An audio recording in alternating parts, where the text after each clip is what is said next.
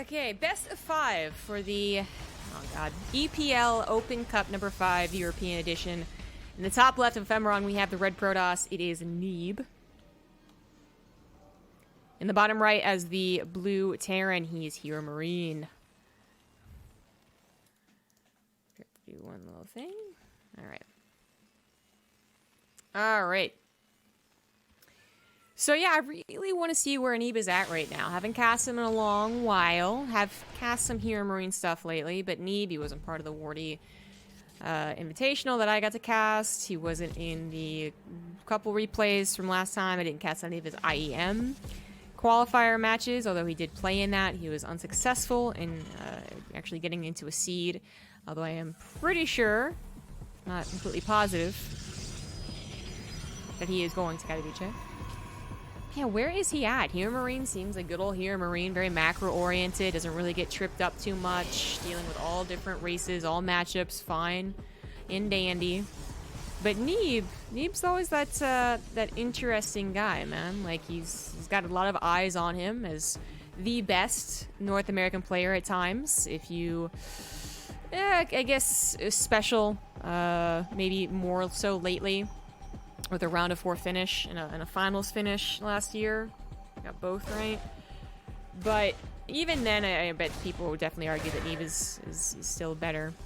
And I'm sure some people would argue that Protoss is better. But anyways, that's a whole other topic. Whole other topic. At this point, ooh, nice little grab on the Reaper. At this point, he is just better than Scarlet. He soundly defeats her every time they match up against each other for the most part.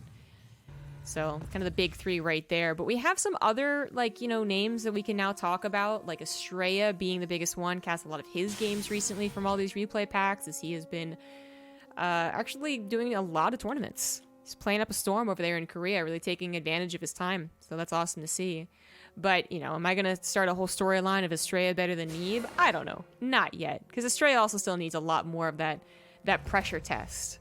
Which, hey, back in 2015, Neeb actually, one of his main problems was performing under pressure and on stage. That's a long time ago at this point, though.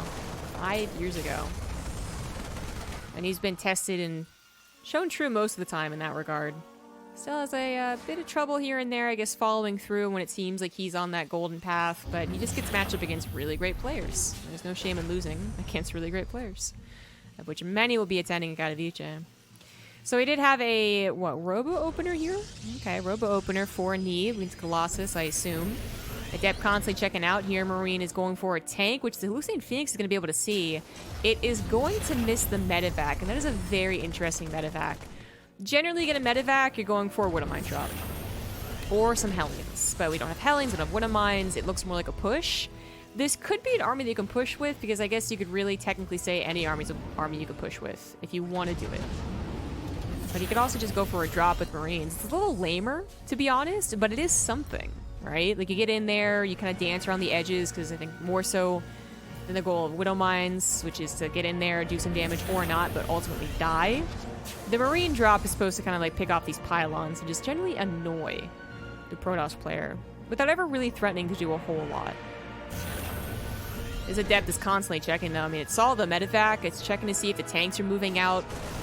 Medevac does just stall out the third Nexus for a little while, which Neeb is grabbing fairly quickly. You can go for a forage here, delay that third base even longer, actually get a +1 there on your Colossus, or you can grab that Nexus. And it looks like Neeb is really quite scared. Looks like the Adept actually finally shaded the entire way through, saw the army was in fact truly moving out, and decided to shade in, which wasn't too bad. Grabs 2 SCVs. War Prism in the main forces in a complete evacuation before actually doing anything, funnily enough, but that War Prism might be better off back at home to help juggle this Immortal, I would say.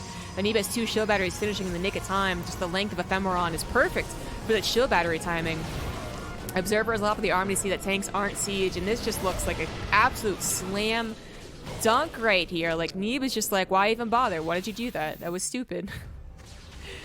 And HeRoMaRiNE, unfortunately, I mean, he did not have a lot of scouting, so that might have been the reason he tried that and failed so hard. If he saw that it was a Robo, if he assumed that Immortal could be pumped out, which it obviously was, then maybe he doesn't do that. But even without the Immortal, with the Colossus on the way, you know, the shield batteries buy some time, Colossus pops out. It still doesn't look like that great of a push. But HeRoMaRiNe does manage to evacuate, and behind this, he got a third CC pretty quickly. But I'm less concerned about third CC timings in this type of game, and more concerned about production and stim timings, which are all pretty late. The Showtime uses disruptors, I would say quite commonly now. His go-to has been getting into Colossus, about 3, which is the standard, and then window disruptors. Kind of seems like the Protoss go-to nowadays. Don't know what the fuck that sound was. You guys probably didn't hear it. And Neeb... What the fuck is that sound? I'm actually gonna pause this.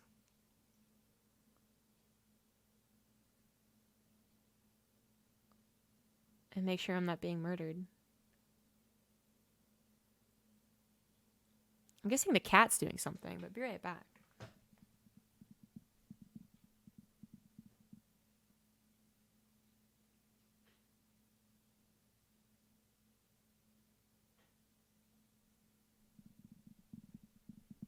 Alright, I think I know what it was. He's playing with a little door stopper, but through my headphones it sounds like chains rattling, which you have to admit is kind of terrifying to hear. It's definitely the start of a murder horror movie. Anyways, just my cat being a cat. Alright, so Neeb's gonna push forward here. Now, he did delay all those upgrades I was talking about. I was talking about specifically the Forge, but also the Twilight Council. But his third Nexus is finished as HeRoMaRiNe also sends his out, which is actually a pretty good sign when you're going for that slower buildup of Colossus. And even further delaying this command center, as HeRoMaRiNe has to be very careful with how he takes it. That high tank count is intimidating enough to this size of an army, but it's still one of those things where if a couple units from the backside came in, this could be a disaster. Fortunately for HeRoMaRiNe, it is just a simple act of siege hopping forward. Neeb gonna try as long as possible to solve this base. Even warping in, threatening the main base, it looks like. Yep. That's a smart move right there. No. Oh, whoa. I don't know about this. A lot of Marines were on the front lines. They do took a fire down that War Prism. It only soaked up maybe one tank shot, honestly. Such a cool idea, but all Neeb had to do was come in from behind to make it actually work and truly be a cool idea. If that War Prism had gone along this path and come from behind here, Stim's not done to change position on those Marines too quickly, and he also just simply would not have, like, buried his face in a bunch of Marines. Like, that was probably the easiest thing that HeRoMaRiNe could have defended against. I really like the idea, but the execution was unfortunate. Now, Neeb is going to have to retreat, lick his wounds a little bit. He did lose a Colossus, but he saved the one that was reinforcing. So I suppose not the worst. He's already on his way to Storm as well. Both options for Splash, quite scary for a Terran to deal with. But now this Terran is on 3 base full saturation already. He's probably producing and oversaturated here for a little while. So double Starport, Ghost Academy, double upgrades is not a question of affording anymore. Like, you were supposed to be able to afford all of that in this situation. Where if this was more of a 2-base thing, and Neeb had just defended a 2-base attack, and now Neeb HeRoMaRiNe's like desperately trying to get a 3rd base, then that's in question. And no, not at all what this game actually is. Neeb trying to get to a 4th base, starting on his +1 attack, which I didn't really think about it, but the armor first was interesting. I mean, he didn't go for Blink, so he's a little weak against that any drop style. But I'm wondering if he didn't go Blink because he saw HeRoMaRiNe going for more of a tank-based style, figuring that there wouldn't be so many drops, especially not early on, considering his stim was going to be late. If this is a reaction, so that's so weird. If this was a reaction to the opener and what his scouting saw, and that's a very smart one. It makes a lot of sense. But I feel like even when that does occasionally happen, like they find a way to just push off Blink and, you know, drop defense. I feel like you still see +1 attack just for the Colossus, but... Alright, anyways, he's getting a double upgrades. 2-1 now on the way, Disruptor now on the way. Also, War Prism speed pretty quickly. Then, a second Robo. 4th base almost done, getting a lot of things out in the map to start looking where HeRoMaRiNe's going to try and push. HeRoMaRiNe is a bit of a, I was going to say a 1A player, but that's clearly not what I meant. I mean, he's like a main, he just does a main push. Like, can he drop? Yeah, of course, but he's in that type of player, and he's also in that type of composition, right? With all the tanks available, you do want to just have pretty much one direct push. That is intimidating. Pretty large number of Zealots. They are out upgraded, but there's just more of them here. SCVs are forced to be pulled. There's going to be a lot of SCVs dead Not a bad attack whatsoever, and the Warp Prism should live, but Vikings find Colossus derping. Actually not sure where they were going, because they couldn't go down this river. One Colossus does go down. Storm is used and failed to do anything. Neeb's down 40 army supply, but he does have a Disruptor and a handful of Storms that aren't being immediately countered by EMPs. They are kind of countered by the tanks. The tanks can actually cover the army, but the army going to the north, tanks on the south, they're not completely covered against the storms. Disruptor doesn't really hit a whole lot, but the rest of the army coming in here. Colossus was taken out, and the Vikings land immediately, but don't get too many shots in. Storm on the north side, not quite enough. Second Storm on the north side is going to be enough to take out those Marauders. One Immortal left over is taking out the last remnants of the army, the actual units that can survive through storms. Those are Marauders. That's when Immortal feels really powerful, but that is maybe too much army right now. Blink is done, but is that really going to help? Couple storms coming into the backside as well. Disruptor forcing the humongous split. The Concave looks good, but there's just not enough units at the end of the day. A lot of them weren't even attacking all at once because they have to split. Is kind of one of those like minor results of using disruptors and splash damage, and that was certainly a hold and even a straight up win there for Neeb, who correctly pushed back into that army. Now, HeRoMaRiNe has access to, again, double Starport and a Ghost Academy, which I don't think he's used quite yet. Okay, one Ghost right here. But he has to replace that base army first and foremost. He managed to save a lot of medevacs, which is nice. But Neeb saved his 4th base, and like his Disruptor, his Immortal. And while he didn't save much else that was very expensive, the Colossus went down, Sentries went down, High Templars went down, with a 4-base economy and just the better result there. It works out for him. So now he's replacing some of the buffer units, 6 more Stalkers warped in, trying to chase things down, trying to micro against it. And he's got 3 Disruptors now. They're looking for some juicy shots. But HeRoMaRiNe, oh, I love this defense. A Liberator on top of a Planetary is actually the most difficult thing to break. Like, one Liberator, honestly. It's really annoying. I guess it won't stop like 10 DTs jumping on it, but it'll be a lot more helpful than just a Planetary.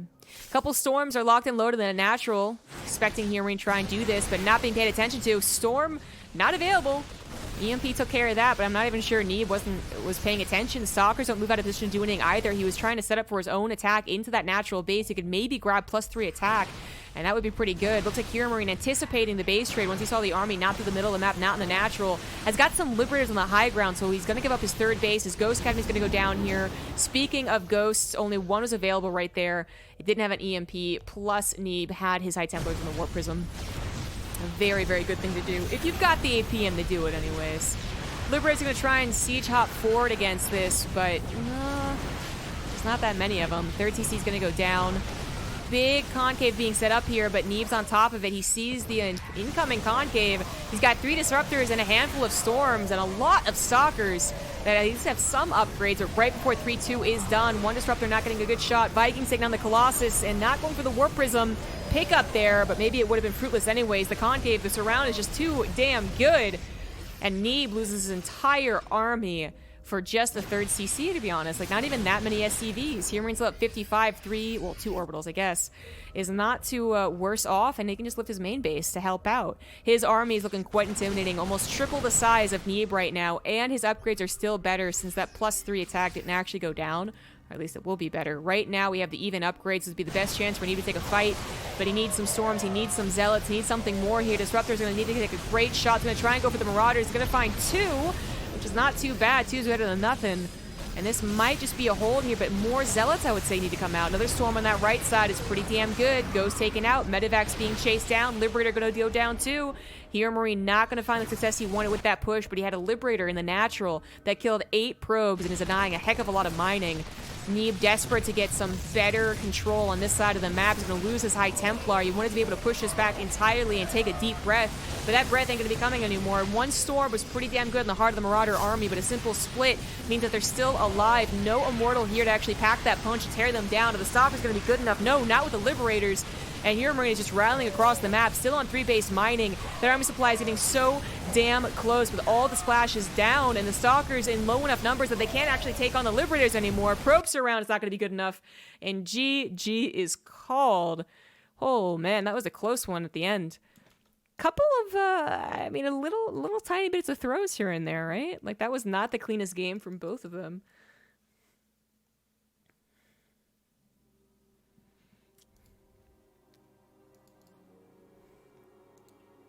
Needed on to the next game. Game number 2 is going to be on Simulacrum.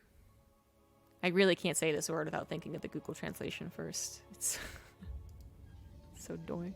So dumb. Join the casting. Thank you. Like almost every time I've chosen a replay out of these random replay packs, I've gotten a pretty damn good replay. There's been like maybe 1 or 2 series that are kind of lame. Thinking like that NA HeRoMaRiNe series wasn't that great. But if that's the case, then I just try and take a more analytical approach and really determine what went wrong. Went wrong, blah, blah, blah. But if it's hype, you know? It's pretty good. In the top left, it is Neeb. In the bottom right, he is HeRoMaRiNe on Simulacrum. I think most of the other casters are saying Simulacrum. Both are dumb words. No one will ever use these words in day-to-day life. If you Google translate it, it's Simulacrum. But there's like an English pronunciation and an American pronunciation. So either one.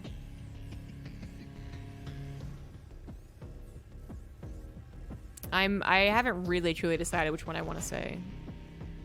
I just want to try and say it right in general. And figure fun to play against. Thank you. I didn't recognize your name. We definitely let our guard down for those first 2 games. We were talking about nothing, and we had just played like a really good one good player, actually. One good player. His teammate would leave the game, and then he'd have a really strong push with Terran in the mid game. And I guess we thought we could relax. Well, we couldn't. We died twice. It's Imba coaching. Ah, is it? Okay. Well, that's literally all his account was. The same name for both accounts, and all of it was 2v2, unranked. I mean, it's not like it's a bad thing as long as he's not smurfing, which is that. You use it all the time at the store and the bank? Really? Do you? You use it? You gotta go. Figure out how interesting to watch games with pro casters. I mean, I guess it's been a while since there's been a big live event, which I'm so excited for Katowice, guys. Really am. That's why I'm doing all this casting. I think it's also been enjoyable for people. In the past, when I've tried doing like analysis stuff, like it can be really hit or miss, very like low engagement and low viewership. But overall, I've liked adding on like an hour's worth of casting at the end of the stream. Keeps me up to date on what the players are doing, what the meta is, all that good stuff. We do have HeRoMaRiNe going for a proxy starport. If you find the proxy starport, it's a pretty easy guess to guess that it's Hellions. If you see 4 Hellions with an Adept, for instance, it's a fair guess that there's a starport somewhere out there. They kind of always go hand in hand, right? And then you follow up with a Liberator. I have seen 1 or 2 people go for a Liberator first and then just do Hellions in the natural. Hoping to get a distraction either way, both, none, whatever. But it's generally for that medevac. That probe is so close yet so far. Looks like it might be scouting for... I'm not sure, actually. It wouldn't really see a medevac. Medevac would go, like, here. It's not gonna see a Liberator. Nothing else goes past that way. I'm not sure what it's looking for. It might have been looking for a proxy starport and then just failed finding it, and then he just kind of, you know, did his thing. That sucks. You probably should have seen this. An Adept and a Pylon are there to scout it. There's some Sim City as well. It's, you know, pretty set up for a Hellion drop, but this ain't Brood War. Hellions are a little bit smarter than Vultures, and they do just kind of run on past. A cool attempt to block with a Pylon, but again, they're kind of fast, and they're smart, so they just go over to the left side. Oracle's going to help out, force to use its juices back at home, but it is better than taking more probe damage, and 5 probes really is not that bad. Even though the Hellions are better at circumventing SimCity, it still is a matter of seconds that changes 5 probes to, well, maybe 12 probes. Wow, one didn't die. Lucky it. And in this case, just losing out more and more to the continued Hellion drops. 3 Hellions is what you need to one-shot, but they all need to line up. So that was still deadly, even if they were very, very low. 15 in total right there. That's nasty. I mean, it took a little longer. It's still better than the instant 15 down in a flash, but oof, that was nasty.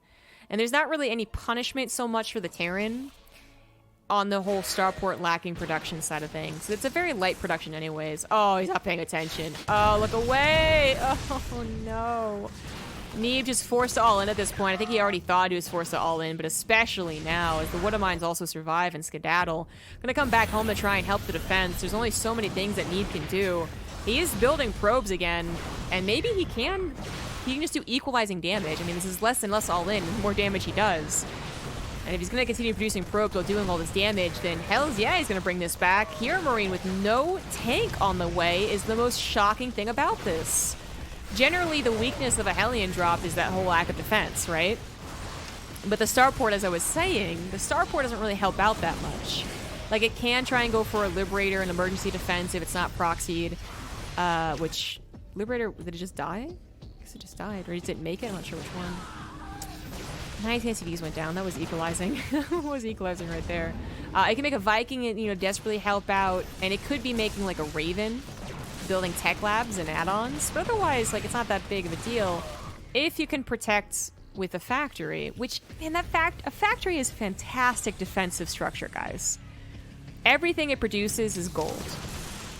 Even a Widowmine, you know, is one shot, one kill against Protoss, no matter what that thing is. Well, in the early game anyways. So the fact that he didn't make a tank and his bunker wasn't done was just 100% on HeRoMaRiNe.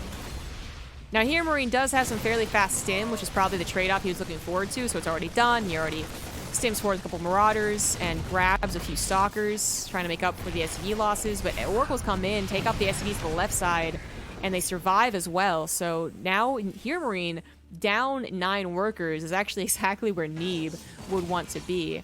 But it's never just about the units, guys. It's never just about the numbers on the screen, right? We got to be paying attention to the upgrades and production capabilities of both parties as well. Right now, those upgrades looking a lot better for HeRoMaRiNe. He's got Stim, Combat Shields. He's going to have +1, where Neeb is going to have to try and chrono either +1 armor or charge, I would imagine. He could go for Blink, as it is... Blink's a very important tool, and Stalkers can be a very... like the most important thing about a Protoss's opener. You know, they stall out pushes, they deal with drops and all that. But if it's up against like a pure Marauder army, sometimes it's the easiest thing for the Terran to take down, as opposed to Zealots that at least require a little bit more micro. But he might think that he has enough time. His Oracles certainly are not just doing damage, they're also scouting. And he has been warping in Stalkers, so I'm expecting that Blink, and there it is, with the +1 as well. But it is not done yet. That's not a lot of Stalkers. No, it is not. The upgrades aren't quite all done for HeRoMaRiNe, but his stim might just be good enough. Widowmine's trying to burrow. One really good liftoff. The other one was sniped as well. Probe's gonna have to be pulled here. Oracle's coming back to help out, and it's gonna be a hold. Stalkers probably won't be able to take out these medevacs. So they boost in? Oh, they boost out. Okay. And there's actually no Marines, so the Phoenix... the Phoenix could try and take him out. Reinforcing units are already here, and Neeb is still nowhere close to having Blink or +1. It would not have mattered if he had charge or anything. It's just all about right here, right now. Does he have enough units? And it doesn't look that way. It doesn't matter that he killed so many workers. He did not have the means of taking on the army. And that is GG. HeRoMaRiNe. With the 2-0 start in this best of 5, I'm actually going to rewind and look at the things he sacrificed so that he took as much damage as he did.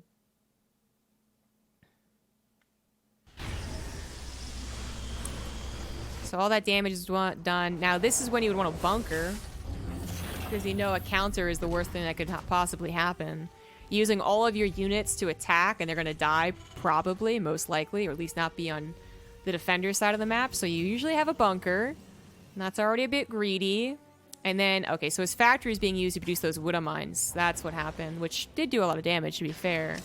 But sometimes you just have them immediately go into a tank behind the Hellion drop, which would really do well protecting against a push like this.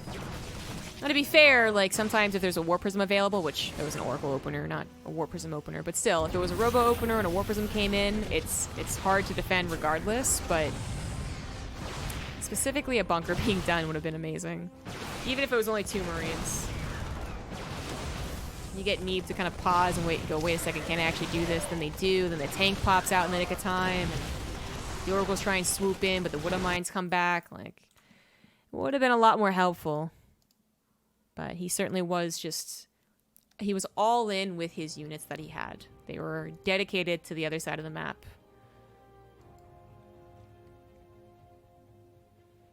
It is a best of 5, so there's a chance that Neeb comes back. The winner of this gets $75 and, like, I don't know how many points towards the overall system. Not many. Not many. But these, both these guys are now in the money. 75-25 is the split. I'm 99% sure. In the bottom left on Zen, it is Neeb. In the top right is the Blue Terran. He is HeRoMaRiNe. Yeah, as far as what Neeb could have done to hold on towards the end, I'm not sure what he could have done. Probably pull the probes faster as fodder and bring the oracles back to work with the army from the get-go. Because he lost, like, what, 2 stalkers, like, immediately. But it was going to be very difficult. Very difficult. I'm not sure what else he could have done. Probably just skipped probes, which would have put them at like a 5 worker difference, which is not really enough for a Protoss to feel comfortable. But, you know, he skips 5 or 6 probes. That's the Forge and Twilight Council faster. Even then, like, I don't think it's fast enough. HeRoMaRiNe just got...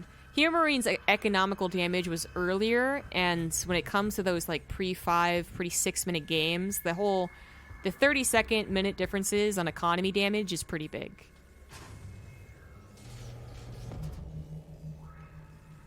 Someone getting a Hellion drop a minute sooner than you get your oracles in is drastically different, right?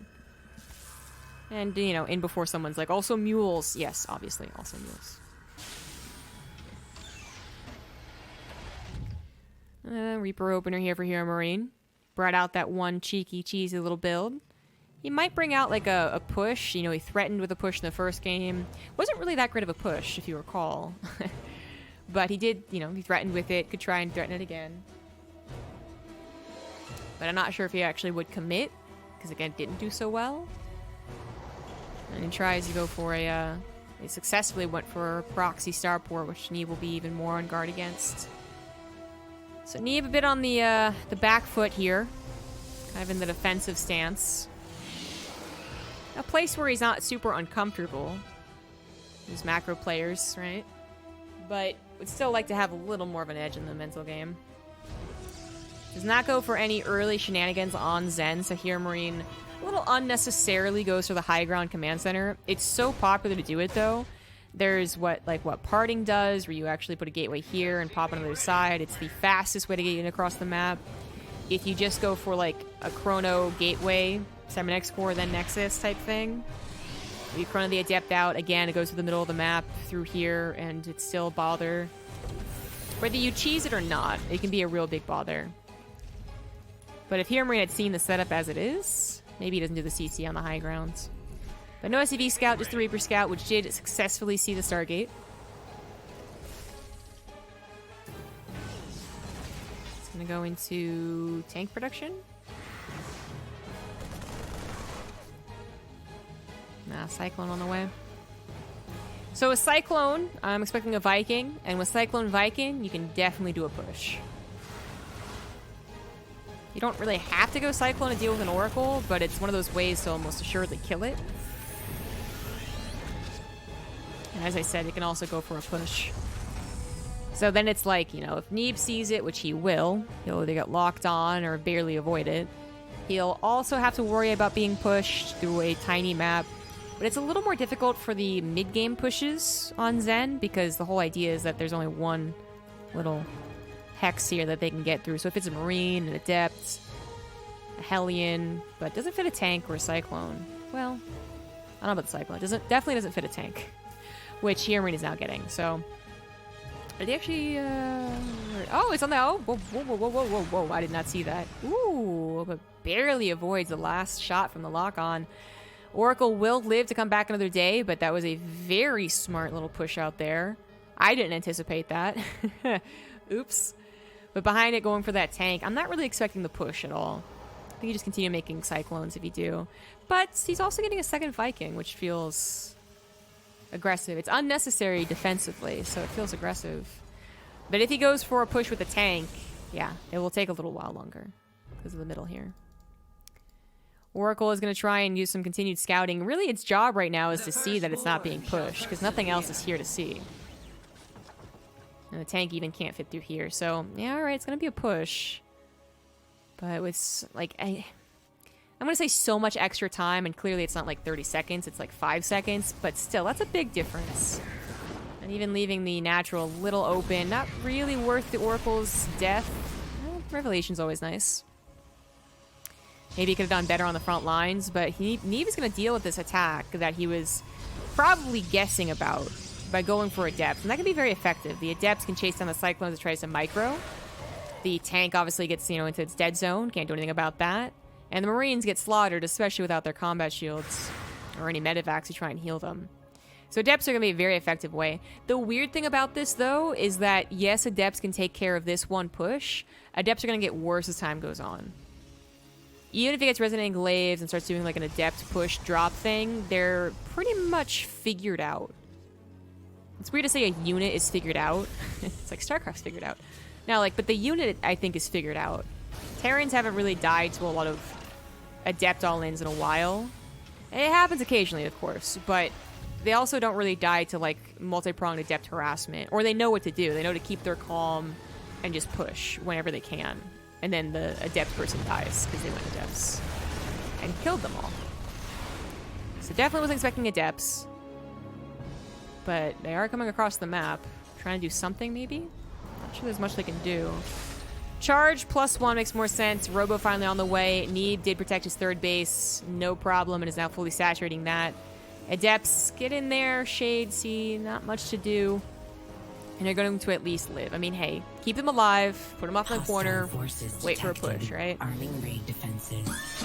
Easy peasy. You'll make at least some use out of them, but if you include them in the main army, they're a little easy to take down. Thank you very much, Pig, for that huge raid. Hi, guys. I'm already 2 games into this series, but it's a best of 5 between HeRoMaRiNe and Neeb. It was the finals of the EPL Cup yesterday. Please no spoilers if you did see it on anyone else's channel. As you can see, HeRoMaRiNe is up 2-0, but Neeb going for Stargate opener, slaps down any attempt from HeRoMaRiNe to go for a Cyclone push with some Adepts, and has now gotten 3 saturated Nexus going into Colossus. HeRoMaRiNe going into Ghost Academy, which is very standard for a Terran to do that first, but he will also need that second starport in Viking production. Would love to take down a Cyclone, and he does grab one, but it comes back in for revenge. It seems a little bold. That's a quadruple defense there, including the missile turret. Third CC down and being saturated just as I speak will give him the chance to afford all of that. Vikings and Ghosts, but not quite there yet. And no upgrade timing to actually work with prior to what looks to be Ghosts or Vikings. He could do a drop, though, and that's exactly what he's going to do. Go for a double drop. Don't know if he's expecting too much from this, but they got to keep up the pressure. There's only 4 Phoenix, so even if they were to find the medevacs, it's not like they would really kill them that fast. Okay. This doesn't, I mean, he kind of just hopped over. It's still a drop, I guess. Phoenix gonna be on patrol in the wrong place to the right side. That's too obvious. But an Adept or some such did see a big push to the north. He would be totally prepared for it, even if he's not moving. I think he did notice it. Double Disruptors is the plan there. Alright, alright, alright. Once again going into Warp Prism speed, which he didn't really get to use. And what was that, the first game? Yeah, first game.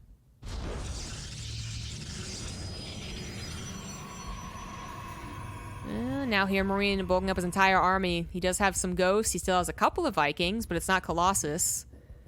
Now, if it's not Colossus, the starport production is still important for Liberators, because Disruptors can get real nasty if they're upwards in the count of 4 or 5, and I think he's just about at 5 soon. No, there's only 3. I thought that was the 4th one coming out. I was wrong. Alright, so not quite there at the scary count. HeRoMaRiNe can certainly dodge and weave through this. EMP's still going to be effective on the entire army. Looks like we have a big old warp in the main base from the Warp Prism, but not actually using every single Zealot. Not gonna look too hot. +1 armor not quite done for the Protoss army, but finishing up just as I speak. Same for Marauder Slow. A couple SCVs went down to the Zelts in the 3rd base, actually. And a couple probes go down to the 4th base, which looks like Neeb's gonna go ahead and evacuate that.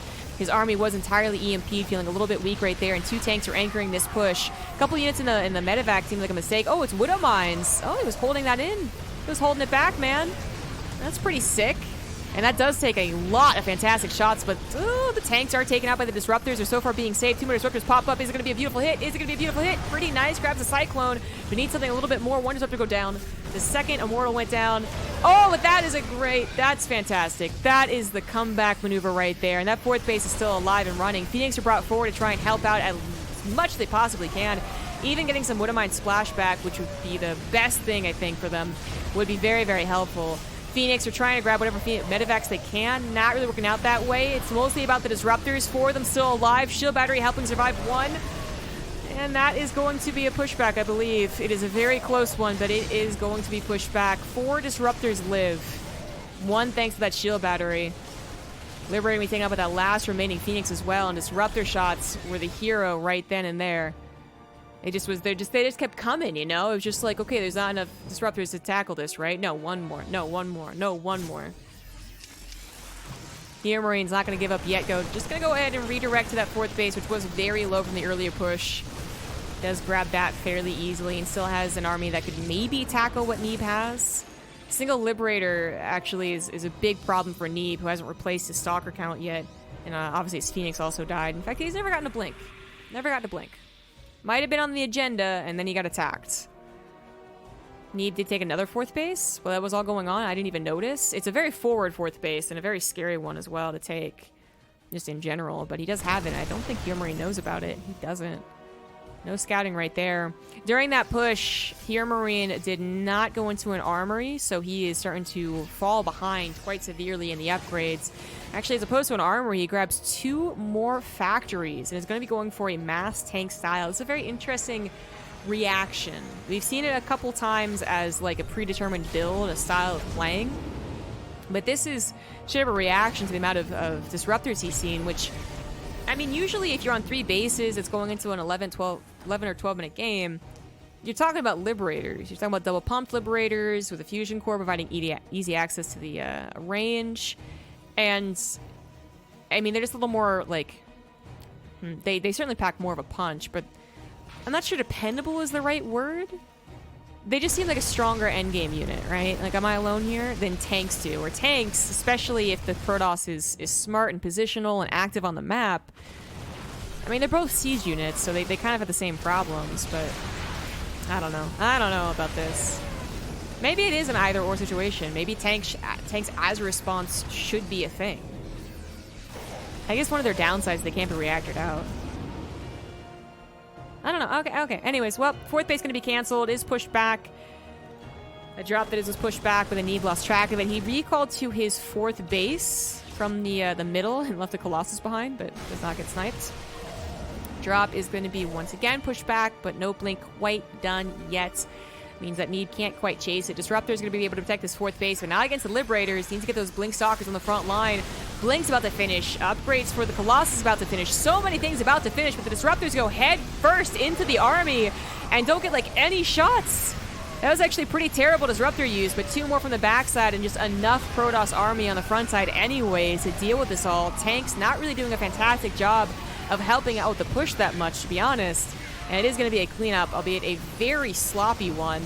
On the left side, the 2 drops were entirely cleaned up, and that's a net gain right there for Neeb, who is also barely tackling the remnants of HeRoMaRiNe's army. His upgrades finally kicked in towards the last 10 seconds of that fight, including this one, and HeRoMaRiNe knows he's entirely all in. What an interesting choice to go 3 base, like you're all in, you don't have any upgrades, and then to add on 3 factories as opposed to a 2nd starport. Because then I'm also like, because you can't reactor them out, you can't just go double factory.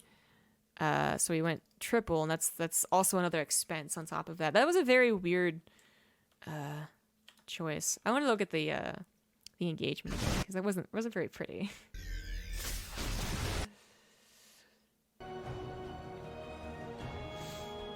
All right, so he's distracting. You know, HeRoMaRiNe doing the best thing right now. He's got a pretty fast push to the 4th base, which I don't think he knew about until just now.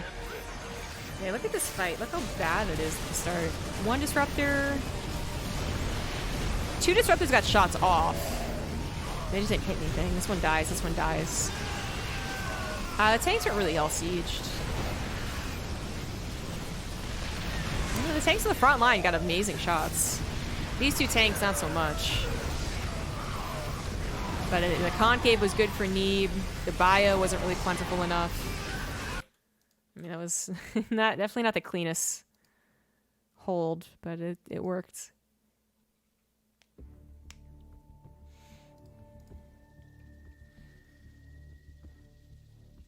Ugh, I've been feeling off all day. Definitely not the 10 out of 10 right now. Yesterday I felt like I went for a 5K and I felt lighter than air. I started it and I just was like, wow, I actually feel really good. Like this is gonna be easy, and it was. And then today I go for like a 20-minute jog, and just from like the first step, I'm like, oh, this ain't good. Nope, don't like this. Such a drastic difference in the span of 24 hours. Anyways. We're on Eternal Empire. In the bottom left is the red Protoss is Neeb. In the top right is the blue Terran. It's HeRoMaRiNe. Mixing some yoga. I do some yoga at the end of the day. Not as much as I used to, but enough to kind of relax and stretch out some very tight muscles I have. My hips aren't very good. I probably like grinded down the cartilage or something in my hips from when I was younger. Received. Apparently you are doing something right, hey, thank you very much, Soul Steel, for the 2-month resub. Played this guy earlier.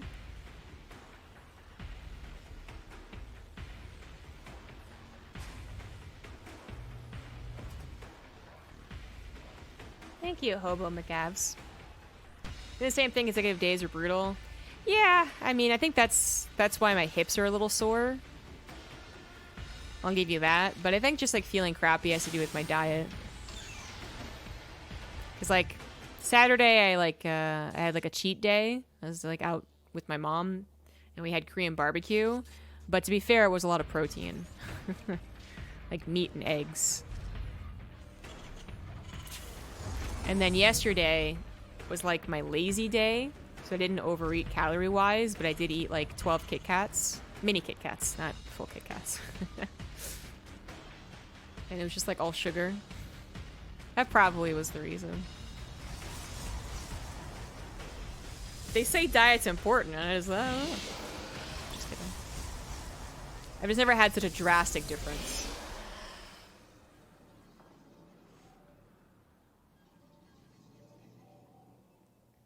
Yeah, my mom bought me my Valentine's, which was a box of mini Kit Kats. And they're so surprising. I mean, they're easy to eat, right? They're less calories, they're smaller, so I can eat more. Guys, like, this makes absolute sense. And I should have no repercussions for eating nothing but sugar. Why is the body like this? Why can't I be like that guy in My Hero Academia that turns all of his sugar into, like, fuel? Why can't that be a thing? I fast for 36 hours and eat for 12? Oh, I don't know if I could do that. I've gotten in the habit of a lot of days being like one big meal, and then for dinner I'll have like an orange. But I don't think I could fast for that long. Yeah, that's right, his quirk is named Sugar Rush, isn't it? Started watching the season 4. It's not dubbed yet. And I actually really like the dub of My Hero Academia, but it's just like there's like 12 episodes and it's still not dubbed yet. So I've been watching anime while I jog because I have nothing else to do. So I'll actually... My problem with anime is that I never want to read the subtitles when I'm doing something at home, you know? Like I want to be editing or casting or looking up things online or studying, so I don't look at the subtitles. But if I'm running, I'm not doing anything else. So I've been watching anime again. Going back to my wee roots. Enough about that. We do have Neeb once again going for a Stargate opener. Big fan of the Stargate, seems like, for Neeb. HeRoMaRiNe is responding with a Viking right now, but he did go for a different build overall. He's got a bit of a 2-1-1 going on here, as opposed to a 1-1-1, which we saw the last 3 games, and is the general opener for Terran nowadays. The 2-on-1 against Protoss kind of gives you some a defensive structure in that factory, but still gets you a decent amount of bio with a decent timed push with stim. No, double Oracle is going to stop on that. Twilight Council and Forge following us up with the third Nexus, actually. Not a Robotics Bay this time, so... Going to the charge. That'd be a real mix-up. I mean, Neeb's gotten ultimately to the similar compositions, but his paths have differed every game. It's different a word now it is. I don't need to know words. Just make up words. Shakespeare, goddammit. Tank is revealed. Once you saw a tech left on the factory, that's already a reveal. It was about the structure composition beforehand anyways. And wasn't too threatened by a push. And that is going to be charging +1 armor. Phoenix will take care of any drop potential. Well, I say that, but he didn't actually make Phoenix. I just kind of assumed. That's my bad. So Neeb, yeah, okay, once again, gonna delay Blink. In this game, just like really not have anything to do against drops. He kind of had a similar setup in the first game with Colossus, though. And I talked about how that could just be based off his scouting. HeRoMaRiNe did a push that was unsuccessful, and fast 3rd CC, so he really delayed production and upgrades. So I was like, oh, this makes total sense. But this game, not quite the same deal. Like, he didn't go for a fast 3rd CC. His upgrades are pretty well timed. Again, not the 1-1-1 into Swift 2 barracks like we've seen others, but still, very decent production. Now that he's on 3 barracks. This would be the type of push that I think would do well against someone. Well, composition. It's the type of composition I figured would do well. But I'm looking for these medevacs that I thought would already be here, and they're not here, so... Oh, wait. There they are. Here they are. Oh! Oh my god, that's stasis trap. Oh my god. Every single Marine. Almost. Every single one. Alright. Well, I was going to say, with medevacs, you either threaten the push, which is still pretty scary. Ooh, and the double Archon hallucination. Are you serious? The timing on the stasis trap was beautiful. This was so good. This was so good by Neeb. I mean, the 2 Archon hallucinations probably didn't really... Well, actually, did they? Okay, hold on here. Hold on here. Hold on here. The fodder of Zealots is gone. That little sound and visual right there means that it was hallucination, but he doesn't have a scan ready to go. He's going to pull the SCVs because he's being attacked anyways. I don't know if it's planning on being a 2-base all-in, but it certainly is now. And Oracles did see the pull away entirely. Did he take it seriously? Because he's still putting probes, and I don't know if you want to do that when your opponent has pulled SCVs. I don't know about that, Neeb. I don't know about that. He's got an Archon ready to be formed, but it's going to be late to the party. SCV's on the front line, going to do pretty damn well against this mostly charge lot-based army. The Archons have got to get in here and really help out. Probes being pulled from Neeb in return might just be enough. The SCV is still tackling the Zealots for the Marines as they chop through all those probes, and a lot of bio is still left over. Even a Viking added in here is helpful against a lot of these units, but a little less helpful against the Archons, which are still alive. One finally gets torn down, but the amount of Zealots reinforcing and the Oracles coming back in might just do it. HeRoMaRiNe trades out the same amount of workers, but is down a base. And it's going to be down an upgrade if this continues on for much longer. Neeb has that +2 on the way. And the Archons continue to be the biggest threat to the army. He's got to get a good concave. He's got to also dance around these Zealots and constantly encroaching on them. Wouldn't mind not getting the shot that they wanted.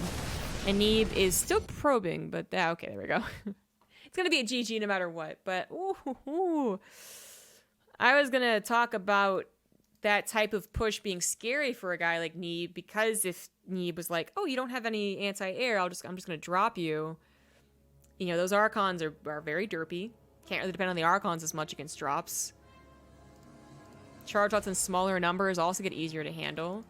HeRoMaRiNe could have controlled the game, I think, a little bit more, but if his intentions were always to do a 2-base push, then, okay, yeah. Then Neeb had everything he needed. And by everything he needed, I mean an economy to produce Zealots and Archon access.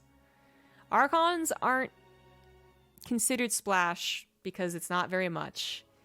But in those tiny battles, those earlier battles, they absolutely do count as splash against an SCV pool.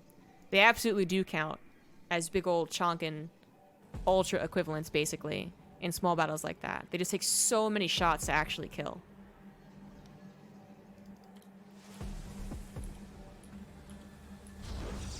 So HeRoMaRiNe takes the first 2 games, and Neeb takes the next 2. We're finally on game number 5. It's all down to this. HeRoMaRiNe has won, I believe, 3 of the European Open Cups. 2 or 3, I want to say. So does he win this one? I don't know, and no one spoil it. Dutch Space Dandy, though. It's on my list. I have, I'll talk about it in a second. We're on Triton here. Bottom right's going to be Neeb. Top left is HeRoMaRiNe. Yeah, I'm pretty picky about anime, to be honest. Like, one, it has to have as little fan service as possible, because I was already over that shit by the time I was like 14, okay? Unfortunately, every anime that you ever watched or manga you ever read when you were 14, or when I was 14, which was 15 years ago, all had fan service, and I was like, oh god. Ugh. So I had to watch, like, Fruits Basket. But anyways, yeah. You watch a couple Tenchi Muyos, you read a couple Ranma halves, you're already pretty much done with that shit. So it can't have that. Like honestly, guys, even My Hero Academia, it has one character, not a main character at all. He barely arrives in any scene, but every time he does, he's the stereotypical perv, and I'm like, oh, God, it just like, what is this appealing to? Were they afraid that the 10% market of pervs would feel they weren't being catered to, so they had to add one perv? Like, what the fuck? Hate it. I hate it so much. So that takes away a lot of animes. Unfortunately. And I'm gonna be honest. I like some romance anime. I don't want to watch an art style that I don't think looks good, which is a decent amount of anime. And I don't really want to watch an anime that just goes on and on and on and on. So is One Piece good? Probably. Is Zombie ever gonna get into it? No. 600 chapters later. Oh, finally, I'm caught up. No thanks. No thanks.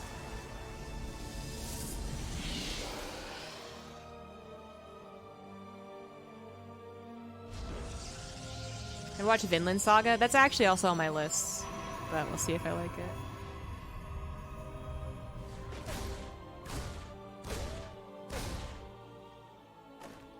I used to watch Naruto when I was young. I mean, Naruto was a damn fine manga for a long time, but certainly dropped off. It became very clear that the artist and author was just like, man, I need to think of more stuff. I need to buy him more time.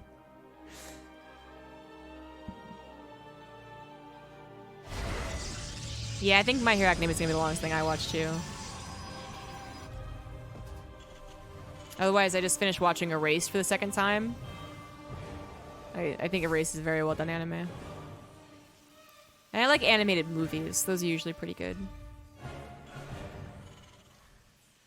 Neeb, is he going Stargate again? Doesn't look like it. No, he's not. Okay. So Neeb goes for a Robo first, which is what he did in the first game. So we could see Colossus and no Blink once more.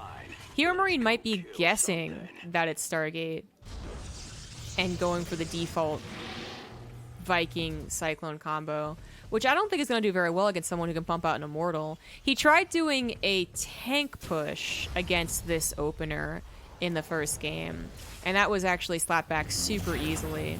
I would expect a Viking Cyclone push to do the exact same. So it looks like he's kind of figured it out that it's not an Oracle. Timing of it actually hitting his pass. Maybe something else kind of hinted it. But he does not go for more Vikings and more Cyclones, and I think I gotta agree with that one. That's a good sign right there. You know, it's still a bit of a waste that Cyclone's going to be less and less important as time goes on. It's unlikely it'll get a lock-on to completion, you know, as more units enter the field. But Viking also not too useful. Can be used to stop War Prisms, which, you know, some people do open up Robo and go pretty fast War Prism to gain control of the map. I mean, people still go for Disruptor drops, right? So it's like these, you know, they're... I don't think it's the opening you actually wanted if you knew. But he got in there again, looks like, and saw the robotics bay. He knows 100% what it is. But then now the information game is about the third Nexus timing, which we see down pretty fast, just like that first game. But it also can be that Forged Twilight Council, then third.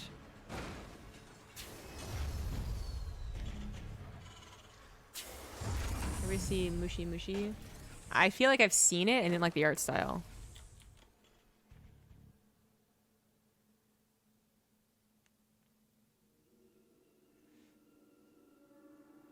Robotech, didn't really like it back when it was being aired, so I didn't bother.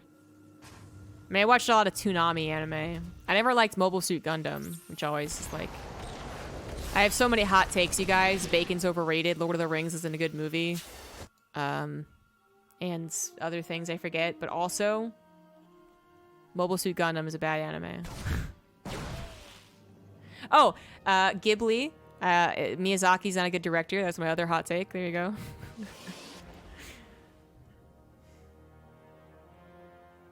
I mean, what about gifted subs in this game? Ooh. Better do it quick. We have our first push coming through here. Vikings gonna land in the main, kill 3 probes before it's being taken out. 4 probes, actually. Damn, Vikings are good. All the upgrades are done for HeRoMaRiNe. Right now, all Neeb has got is a couple of force fields and a Colossus. Cyclone better not get this to full completion. Uh-oh, SpaghettiOs. Okay, no, come on. No. Oh, come on.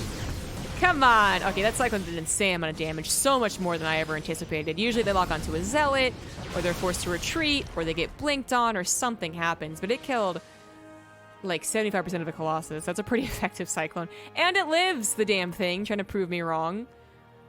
Jesus. Stop it. So 2 more probes went down, I guess, kind of around the third base. What of mine's gonna get a pop-off on a Stalker. No blinkings. It's gonna die. And the shields that were regenerating just got popped as well. But HeRoMaRiNe not going to win with that push. Still got something out of it with the Viking doing some damage in the main base. Going to go for a quadruple drop in the main, which Neeb is absolutely anticipating. Bringing the weak Colossus up there, though, is a little scary. War Prism picks up 4 Zealots, looking for its own attack into the natural. HeRoMaRiNe has his 3rd CC on the way. He already built a Ghost... Wait, am I blind? Wait, is that crazy? It looked like he was building a Ghost Academy and then decided against it and canceled it, but I'm not sure. Point is, dropping the main base is much bigger than Neeb anticipated. Shield Battery's going to finish up here in the nick of time, but actually I don't think the recall was totally necessary. I guess it was. The Shield Battery's going to run out of juice really quickly. I guess it was, but there's nothing else happening on the map, so it doesn't matter if it was necessary or not. It's totally viable, is what's most important. Not being punished. In fact, HeRoMaRiNe is being punished right now. Not a lot of defense was ready to go against Zealot Warpins, and looks like the Vikings are not going to be able to chase down that War Prism despite getting it very, very low. 10 SCVs go down, and it does interrupt HeRoMaRiNe's flow. Neeb even pushing out onto the map. Now he's got his upgrades, so a little more dependable with that army. He's got the range for Colossus, +1 armor and charge, and going into Disruptors, actually, after only 2 Colossus. Blink is also on the way. He's fully saturated on 3 bases. HeRoMaRiNe only just now getting his orbital down on 3rd base. Is starting to fall a little bit behind in the economy. Just a little bit of a dip, probably. I think it says game hard, so I could just check. Whew. Okay, much more than a dip. Yeah. Well, that makes sense. There you go. I was trying to understate it in case I was wrong. I should not have. I just Urban Dictionary'd weeb. Man, people who don't hear the term weeb, it just, oh man, makes me feel so old. Or it makes me feel like more of a weeb. I don't know which one, both. What do you dislike about Miyazaki? I think he's one of those guys that tries really hard. I think he is a quintessential tryhard. No, like, you don't understand my movies. It's an analogy for something else. Oh, movies are all about action now, and I just really like making nice, cool, like, calm movies. I'm so different. Oh, pay attention to me. Yeah. To be clear, I like 1 or 2 of his movies, but I think it's way overhyped. Ponyo was actually terrible, and Spirited Away is overrated. Anyways, big old disruptor shot right there. Second one not nearly as good, but still, that left, I got like 4 Marauders. EMP does hit. Looks to be mostly disruptors. That wasn't a very good EMP. Vikings take out the 2 Colossus pretty damn quickly. Not even too many shots coming out from that Colossus, but it is still alive. Lots of micro going into just the amount of Zealots right here. And while this is all going on, that 3rd base is under pressure. In fact, it's going to just go ahead and die if it's not careful. Lifts it up, but it's already half dead. ASCV's died as well. HeRoMaRiNe was never about that economy. He actually intended this game to end right then and there, and so far it's not looking too hot. Disruptor kind of ruined his plans from the get-go. The 2nd Disruptor, not so good. 3rd Disruptor, not so good. I think 1 died as well, perhaps. 2 more Disruptor nodes going out a little unnecessarily. Paired up like that means that HeRoMaRiNe might have an opportunity to move in before the 6th Disruptor is ready. Couple Archons or feedbacks, not sure which one. There we go. Archon comes in as well. Big ol' concave from the Protoss' side. Takes out the Liberators. Much of the bio is actually focusing down a shield battery and a pylon, not helping with the main fight. And there's just still so many Disruptors left that Neeb does take Game number 5. And in fact, comes back from an 0-2 deficit to take the European Open Cup. Where Neeb lives, he has some pretty okay ping to Europe and Korea. He's very rarely picky about the server he plays on. Just a combination of being East Coast America as well as having like really good internet, I'm guessing. Because I used to have the same thing. Like I didn't really ever feel bad ping. So you'll see him just bounce around those servers. And he was so dedicated to bouncing around servers.